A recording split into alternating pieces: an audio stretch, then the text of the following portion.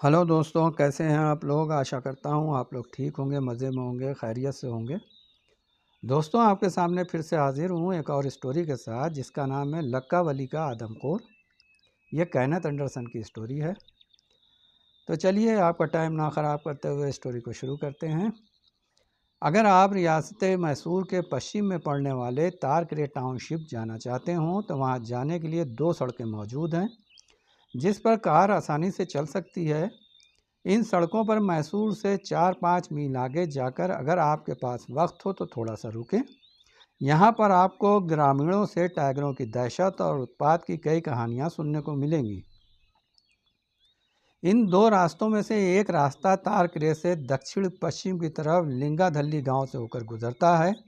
इसके बाद बाबा बदान के नाम से मशहूर एक पहाड़ी रेंज है जो दूर से देखने पर घोड़े की नाल या चौदहवीं के चांद जैसी दिखाई देती है।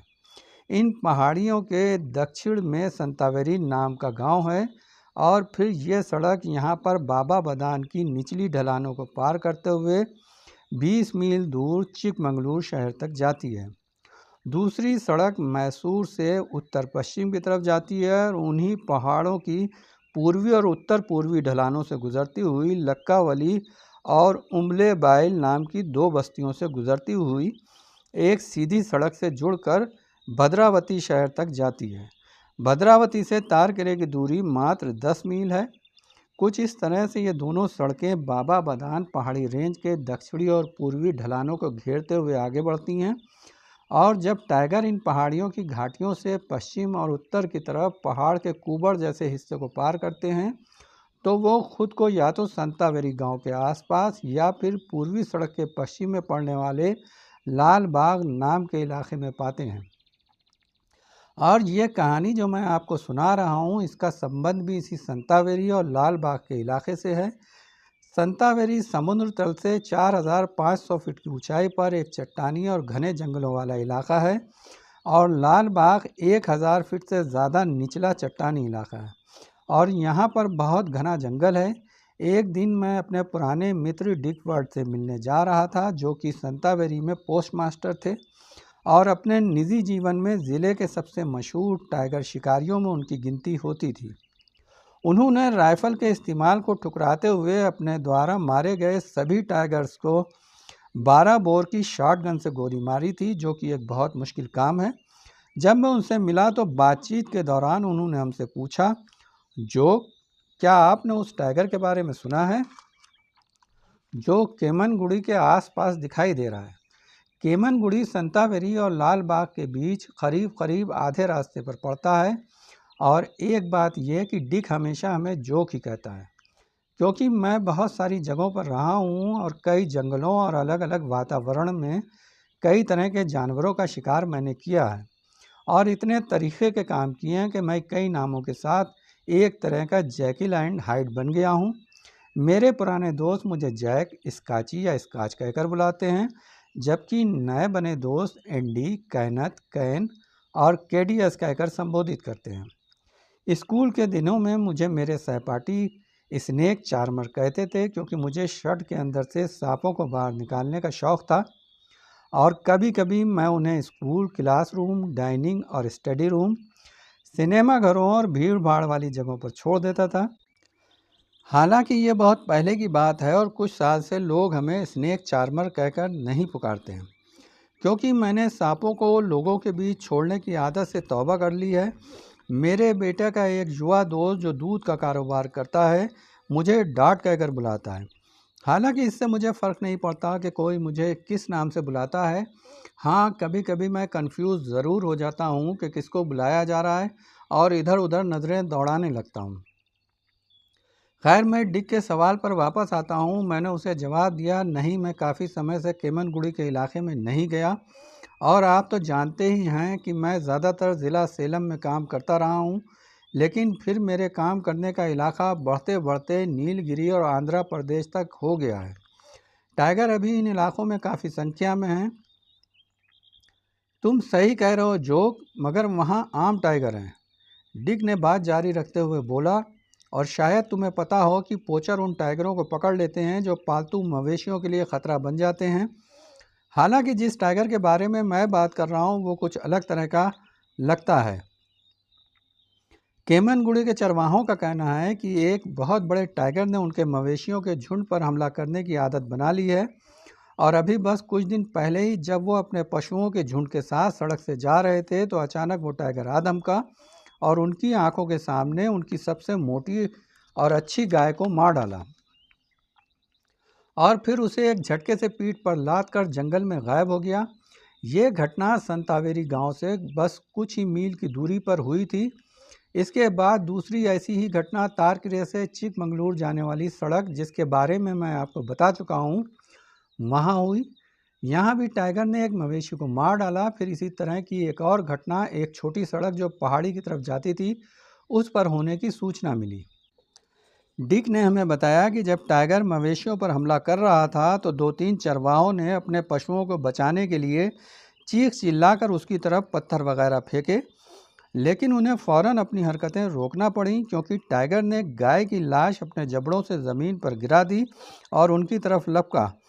टाइगर को अपनी तरफ आता देखकर चरवाहों की सिट्टी पिट्टी गुम हो गई और वो उल्टे पैर भाग खड़े हुए।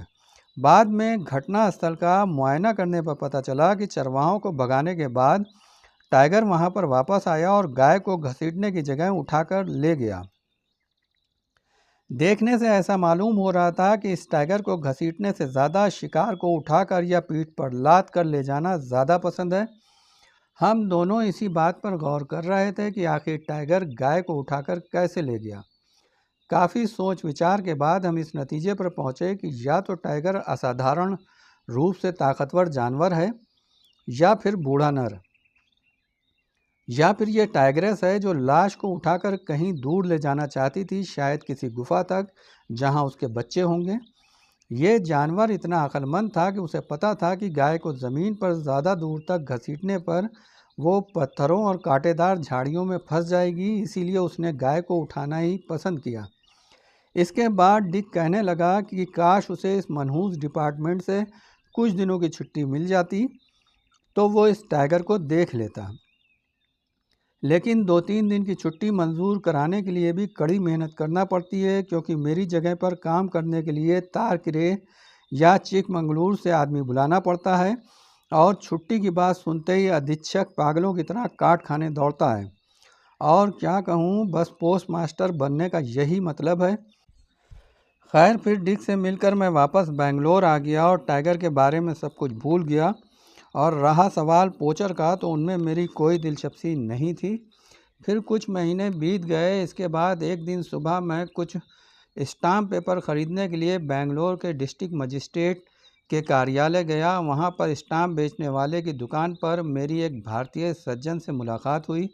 वो कुछ गुस्से में बड़बड़ा रहे थे क्योंकि स्टाम्प वेंडर के पास उस वैल्यू का स्टाम्प नहीं था जितनी वैल्यू का उन्हें चाहिए था, और ना कम वैल्यू वाले ऐसे स्टाम्प थे जिनको जोड़ने से उतनी वैल्यू का स्टाम्प बन जाता जितना कि उन सज्जन को चाहिए था। खैर, फिर मैंने वेंडर से जिस वैल्यू का स्टाम्प मुझे चाहिए था उसके बारे में पूछा। उसके पास वो स्टाम्प था। क्या नाम है? स्टाम्प वेंडर ने स्टाम्प के पीछे लिखने के लिए मुझसे पूछा। KDS Anderson. मैंने उसे धीरे से जवाब दिया और एंडरसन की स्पेलिंग लिखकर उसे दे दी ताकि स्पेलिंग मिस्टेक ना होने पाए। वो सज्जन जो अभी तक खड़े बड़बड़ा रहे थे अब मेरी तरफ घूर घूर कर देखने लगे। खैर, फिर पैसे लेकर वेंडर ने स्टाम्प मुझे दे दिया। तभी वो आदमी मुझसे बोला कि माफ़ करिएगा जनाब, लेकिन क्या आप वही मिस्टर एंडरसन हैं जो टाइगर को गोली मार देते हैं? जी हाँ, मुझे ऐसा लगता है कि मैं ही हूँ, मैंने मुस्कुराते हुए जवाब दिया, क्योंकि कम से कम मैं तो किसी ऐसे दूसरे एंडरसन नाम के आदमी को नहीं जानता हूँ जिसे टाइगर को मारने की बुरी आदत हो। इसके बाद मैंने उनसे कहा कि कहीं आप मेरे बेटे को तो नहीं ढूंढ रहे हैं? फिर वह सज्जन अपने बारे में बताने लगे कि मेरा नाम वेंकट सुब्बाराव है और मैं तारकरे के पास लंकावली डैम परियोजना पर काम करने वाला सहायक मुख्य अभियंता हूँ। जब आपसे स्टाम्प वेंडर ने नाम पूछा तो आपने एंडरसन बताया। ये सुनकर मेरे कान खड़े हो गए। और मैंने सुना है आजकल आप हर जगह बंदूकों से गोलियां चला रहे हैं। मेरा ख्याल है कि आपको ज़रूर लक्कावली आना चाहिए, और अगर आप वहां आए तो मेरे मेहमान बनकर रहें। मेरे पास वहाँ बड़े बड़े क्वार्टर हैं और आपको किसी तरह की परेशानी नहीं होगी। आप बहुत अच्छा फील करेंगे। इसके अलावा मैं आदमखोर टाइगर को गोली मारने के लिए हर ज़रूरी इंतज़ाम भी कर दूंगा। कैसा आदमखोर? मैंने हैरत से पूछा। क्या आपको नहीं पता? उसने भी हैरत का इजहार करते हुए हमसे पूछा। नहीं, मुझे कुछ नहीं पता, मैंने कहा। वो बोला, आज से 3 दिन पहले अखबार में समाचार छपा था। खैर, आप पहले हमारे साथ आएं और काफ़ी पिएं, मैं आपको वहीं पर सब कुछ बताता हूँ। डीएम ऑफिस से थोड़ा आगे एक रेस्तरां पड़ता है जो टिफ़िन रूम के नाम से जाना जाता है। मैं और वेंकट सुब्बा राव टहलते हुए वहाँ पहुँच गए और फिर एक नहीं कई कप कॉफ़ी पीने के दौरान उन्होंने जो कहानी या घटना हमें सुनाई वो ये है कि पिछले कुछ दिनों से तारकरे की सड़क पर एक बड़ा टाइगर दिखाई दे रहा था, जो बाबा बदान की पहाड़ी ढलानों से होता हुआ लक्कावली से गुजरकर भद्रावती के इलाके तक घूमता नजर आ रहा था। और फिर घटना की शुरुआत कुछ यूं हुई कि इस टाइगर ने जंगल में चरने के लिए ले जाने वाले मवेशियों के झुंडों पर हमला करना शुरू कर दिया। ये टाइगर मवेशियों को मारकर उन्हें घसीट कर ले जाने के बजाय उन्हें पीठ पर लाद कर ले जाने के लिए मशहूर हो गया। और अगर कोई चरवाहा उसको रोकने की हिम्मत करता या शोर मचाता तो टाइगर गुर्रा कर उसके पीछे भागता और चरवाहों को भगाकर अपना शिकार उठाता और लाल बाग के पश्चिमी जंगलों में गायब हो जाता। समय यूं ही गुजर रहा था और टाइगर लगातार पशुओं को मार रहा था, लेकिन अभी तक किसी चरवाहे की मौत नहीं हुई थी।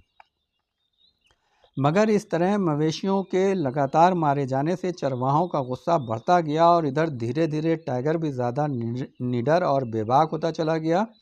और फिर वो दिन भी आ गया जब दोनों तरफ का गुस्सा अपने चरम पर पहुंच गया। हुआ यूं कि टाइगर एक गाय को मारने के बाद उसे उठाकर जा रहा था कि तभी एक चरवाहा, जो अपने साथियों में सबसे ज़्यादा साहसी था, टाइगर के पीछे दौड़ा और उसकी तरफ अपनी लाठी फेंकी।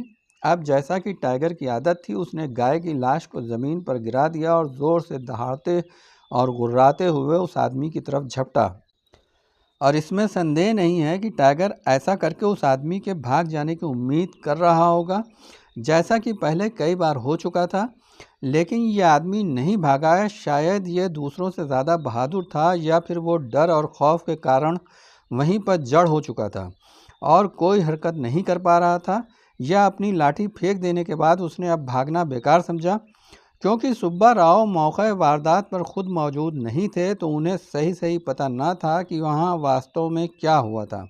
उन्हें सिर्फ इतना पता था कि अपने शिकार को फिर से उठाकर चलने से पहले टाइगर ने चरवाहे को मार डाला था। फिर ये बात चारों तरफ फैल गई और लक्कावली इलाके के चरवाहे टाइगर से निपटने के लिए तैयार हो गए। लेकिन जब टाइगर ने उनके मवेशियों के झुंड पर हमला किया तो जिन्होंने टाइगर से निपटने के प्लान बनाए थे वो सबसे पहले मैदान छोड़कर भाग खड़े हुए और टाइगर ने भी उनके ऊपर दया दिखाते हुए उनका पीछा करने की जहमत नहीं उठाई। हालांकि बहुत से ऐसे चरवाहे भी थे जिन्हें लक्कावली गांव में क्या हुआ है इसकी कोई जानकारी नहीं थी। और फिर जब बाघ ने उनके जानवरों पर हमला किया तो उन्होंने उसे भगाने के लिए अपने पुराने तरीके से काम लिया और शोर शराबा मचाने लगे। लेकिन टाइगर अब जान चुका था कि लक्कावली में उसका पहला इंसानी शिकार उसके सामने कितना बेबस और असहाय साबित हुआ था। और अपने इसी अनुभव से उत्साहित होकर उसने उन चरवाहों पर दिल दहला देने वाला हमला किया और एक के बाद एक केमनगुड़ी के 2 चरवाहों की जान ले ली। इसके बाद उसने एक दूसरी घटना में संतावेरी के करीब एक और आदमी को मार डाला और बताया जाता है कि उसने इन तीनों ही लाशों को पूरी तरह खा लिया था। और इसमें सबसे अहम जानकारी ये थी कि इंसानी मांस खाने के बाद उसने पशुओं की लाशों को ठुकरा दिया था। इस घटना के बाद आदमखोर टाइगर वापस लक्कावली लौट आया और एक बार फिर इस क्षेत्र में तबाही के मंजर उभरने लगे। एक दिन मवेशियों के एक रेवड़ को 2 आदमी चराने के लिए बाहर ले जा रहे थे। इनमें एक अधेड़ उम्र का आदमी था और दूसरा उसका 15 साल का बेटा। उनके जानवर चर रहे थे और बाप बेटा एक जगह पर इकट्ठा खड़े हुए दूर से उनकी निगरानी कर रहे थे कि अचानक लड़के की नज़र एक टीले के पीछे से निकलते हुए एक बड़े से टाइगर के सर पर पड़ी, जो उन्हीं की तरफ देख रहा था। बेटे ने फौरन अपने पिता का ध्यान इस तरफ दिलाया और वो दोनों अपने जानवरों को टाइगर की दया पर छोड़कर तेज़ी से भागे। क्योंकि लड़का जवान था तो अपने पिता से तेज़ आगे आगे भाग रहा था कि अचानक पिता ने देखा कि आदमखोर कहीं से निकलकर उसके लड़के पर कूदा और उसे अपने जबड़ों में जकड़ लिया। दहशत और खौफ में बूढ़े पिता को कुछ समझ ना आया और वो अपनी दाहिनी तरफ मुड़ा और सरपट अपने गांव की तरफ उड़ान जारी रखी। फिर जब वो किसी तरह हाँफता काँपता गांव पहुंचा तो बेहोश होकर गिर गया और उसे ये बताने में काफ़ी समय लग गया कि उसके साथ क्या वाकया पेश आया। इसके बाद गांव वाले इकट्ठा होकर सुब्बा राव से सहायता मांगने के लिए उनके क्वार्टर पर पहुंच गए। और क्योंकि मेरे नए दोस्त यानी सुब्बा राव के पास बंदूक नहीं थी, इसीलिए वो उस वक्त उन गांव वालों की कोई मदद नहीं कर सके। लेकिन उन्होंने मारे गए लड़के के पिता से घटना के बारे में सारी जानकारियां जुटाकर एक तेज़ दौड़ने वाले आदमी को सहायता लाने के लिए वहां से 11 मील दूर तारकिरे की तरफ भेज दिया। इसी बीच उन मवेशियों का रेवड़ दौड़ता हुआ गांव वापस आ गया जिसे ये पिता पुत्र चराने ले गए थे। सारे मवेशी सही सलामत थे और उनमें से किसी को भी टाइगर ने छुआ तक ना था। अगली सुबह पुलिस वालों और सुरक्षा गार्डों की एक टीम जिसमें कि 9 लोग थे, 2 सिपाही जिनके पास राइफलें थीं, एक पुलिस उप निरीक्षक रिवाल्वर के साथ और बाकी टीम के लोग लाठियों से लैस थे। फिर ये सारे लोग लड़के के पिता को लेकर उस जगह पहुंचे जहां पर टाइगर ने लड़के पर हमला किया था। वहां पर चारों तरफ इस टीम ने काफ़ी खोजबीन की मगर लड़के की लाश बरामद ना हो सकी और फिर थकार कर ये लोग वापस लौट गए। इस घटना के बाद से डैम पर काम करने के लिए मज़दूरों को जुटाना बहुत मुश्किल हो गया। जो लोग गांव में रहते थे उन्होंने घरों से निकलने से इनकार कर दिया, जबकि कई लोग काम छोड़कर तारकिरे चले गए और बाकी बचे लोग जो रोज़ तारकिरे से 11 मील दूर डैम तक साइकिल चलाकर आते थे और शाम को वापस 11 मील का सफ़र करके वापस लौटते थे, उन्होंने भी आगे से सफ़र करने से तौबा कर ली और फिर तो अनाज और सब्जियां लाने वाले डैम के टेक्नीशियन और तमाम कर्मचारियों ने डैम की तरफ आने वाली उस भयानक सड़क पर सफ़र करने से इनकार कर दिया। इसीलिए न सिर्फ डैम पर काम ठप पड़ गया बल्कि लक्कावली डैम पर रहने वाले सीनियर ऑफिसरों को भूखा रहना पड़ रहा था।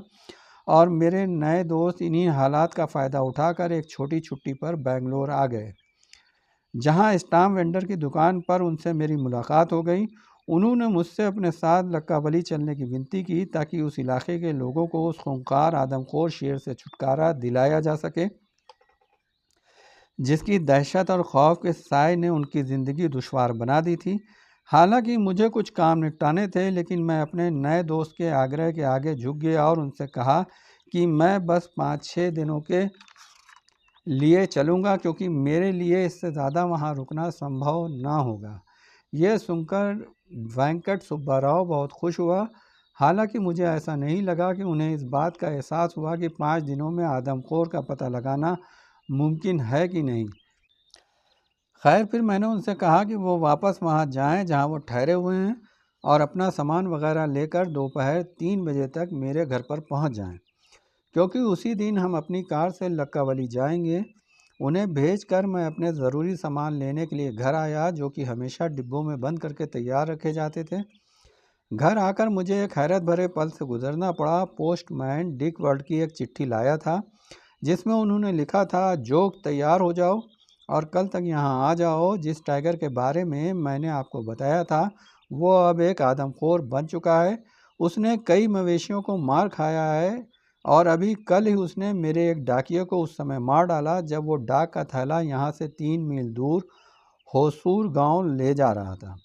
और क्योंकि मेरे पास छुट्टी मांगने का कोई बहाना नहीं था, इसीलिए मैं बीमार होने की सूचना विभाग को भेजकर डाकिये के अवशेष ढूंढने निकल पड़ा ताकि उस पर घात लगाकर बैठ सकूं। लेकिन पूरे दिन तलाश करने के बाद केवल उस गरीब आदमी की टोपी और चप्पलें ही हमें मिली और उसका डाक का थैला। क्या आदमखोर उसे भी नहीं खा सकता था? समय समाप्त हो गया और कल मुझे ड्यूटी पर लौटना है। अब कोई बहाना नहीं है यार, मैं तुम्हारे लिए परसों मतलब ये चिट्ठी मिलने के अगले दिन दोपहर का भोजन तैयार रखूँगा। अगर टाइगर ने इस रिजर्व डाकिये को ना मार डाला जो तुम्हारे लिए चिट्ठी ले जा रहा है, और वो बेचारा बहुत उदास है, आपका दोस्त डिक। और फिर इसके बाद डिक की हैरत की इंतहा न रही जब उसी रात उसके पास रात के खाने के वक्त 2 मेहमान आए। इनमें एक वेंकट और दूसरा मैं खुद था। हमने रिकॉर्ड समय में बेंगलुरु से लक्कावली का सफ़र तय किया था। फिर खाना वगैरह निपटा कर हम लोग देर तक आदमखोर के बारे में बातें करते रहे। तो दोस्तों, यहाँ पर इस स्टोरी का एक पार्ट कंप्लीट हुआ और इसे मैं 2 पार्ट में कंप्लीट करूँगा। आशा करता हूँ आप लोगों को पसंद आई होगी। तो चलिए दोस्तों, आपसे फिर मिलते हैं इसके अगले पार्ट के साथ। और जाने से पहले आपसे ये कहना चाहता हूँ कि जिन लोगों ने अभी तक मेरे चैनल को सब्सक्राइब नहीं किया है तो वो प्लीज़ इस चैनल को सब्सक्राइब करें और वीडियो को लाइक करें और शेयर करें और कमेंट्स करें। चलिए फिर मिलते हैं आपके साथ दूसरे पार्ट के साथ। तब तक खुश रहें, आबाद रहें। जय भारत, जय हिंद।